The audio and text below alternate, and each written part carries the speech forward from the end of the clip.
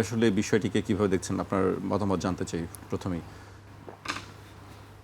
আমি একটু ভিন্নভাবে চিন্তা করি, কারণ এটা নিয়ে আমার একটা প্রোগ্রাম হয়েছে যে আদৌ কি আমরা যে কূটনীতি স্বাধীনভাবে স্বতন্ত্র সম্পূর্ণ একেবারে নির্ভরশীল না হয়ে যদি আমরা কোনো সিদ্ধান্ত নিতে পারতাম, কোনো পলিসি মেক করতে পারতাম, এখন আমরা জানি না। আমরা আপনার একটা স্ক্রিপ্টের উপর ভিত্তি করে আমরা জাস্ট একটা মতামত দিচ্ছি, কিন্তু এটার পরিণাম বা আমাদের পলিসিতে এমন কিছু নাই যে এটা পরে কী হবে। কূটনীতি আসলে এত সহজ বিষয় না। আমরা বাংলাদেশের প্রেক্ষাপটে আপনি কি সন্দিহান ঢাকা বেইজিংয়ের মধ্যে যে নতুন করে সম্পর্ক একটি উচ্চতায় নিয়ে যাওয়ার একটি চেষ্টা চলছে, বা দুই দেশের পক্ষ থেকে আমরা একটি ইতিবাচক অবস্থা দেখছি? চীনের মন্ত্রী যিনি আছেন তিনি নিশ্চিত না, কারণ আমি নিশ্চিত হতে পারছি না। কারণ কূটনীতিক যে আমাদের যে সম্পর্ক বায়োলেটারাল অথবা আমাদের বহুমুখী যে সম্পর্কগুলো আছে, রাষ্ট্রীয় যে সম্পর্কগুলো আছে, এটা কোথাও পরিষ্কার না, একেবারেই পরিষ্কার না যে আমার চায়নার সাথে আমার রাষ্ট্রের সম্পর্কটা কেমন হবে। এই তিস্তা ম্যাটারটা কিন্তু দীর্ঘদিন ধরে ঝুলে আছে। যদি আমাদের রাষ্ট্রীয় কোনো পলিসি থাকতো, আজকে থেকে 20 বছর বা 30 বছর আগেই এটা বাস্তবায়নের মুখ দেখত। তো যেহেতু এখন পর্যন্ত নিশ্চিত না, কালকে যে আবার এটা চেঞ্জ হয়ে যাবে না, অন্যরকম কিছু হবে না, এর উপরে আরও কয়েকটা বাদ দিয়ে ভারত একেবারে আমাদেরকে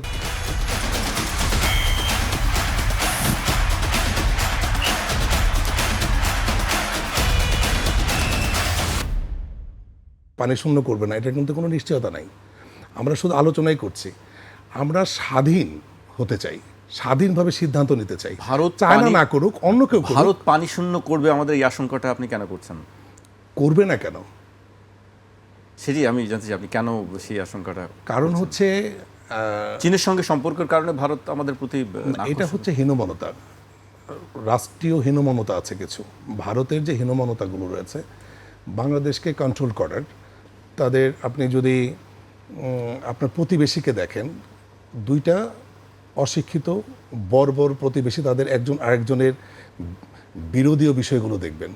আর যারা কালচার শিক্ষিত দুজন খুব উঁচু মানের ব্যক্তিত্ব সম্পন্ন মানুষ পাশাপাশি থাকলে তাদের পারস্পরিক সম্পর্কটা দেখেন, ওদের দেখেন ওরা কি নিয়ে ঝগড়া করে।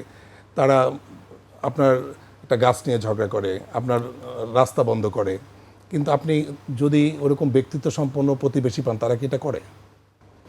আমি ওইটাকে ওদের হীনমন্যতাই দেখব। এই যে আপনার ফারাক্কাবাদ, তিস্তা, অন্য অন্য যে নদীতে 57টা নদীতে বাদ দেওয়া হয়েছে, এগুলো যদি তারা মানে মিনিমাম স্বাভাবিক মানবিক দৃষ্টিকোণ থেকে চিন্তা করতে, এটা কিন্তু তারা করতো না। এগুলো করতে পারছে, বাকিগুলো তারা করবে, আরও অনেক কিছু তারা হয়তো বা করবে। এটা ভেবে নিয়েই কিন্তু আমাদেরকে স্বাধীনভাবে চলতে হবে। আমাদের কেন করবে তারা এটা? কেন করবে? কেন করবে না? কারণ তাদের একটাই পলিসি, সেটা হচ্ছে বাংলাদেশকে যে কোনো মূল্যে নিয়ন্ত্রণ করা, এবং নিয়ন্ত্রণের পলিসিটাও খুবই ঘৃণ্য, নিম্নমানের, বাজে, উৎকট, বিশ্রী। সেটা হচ্ছে তাদেরকে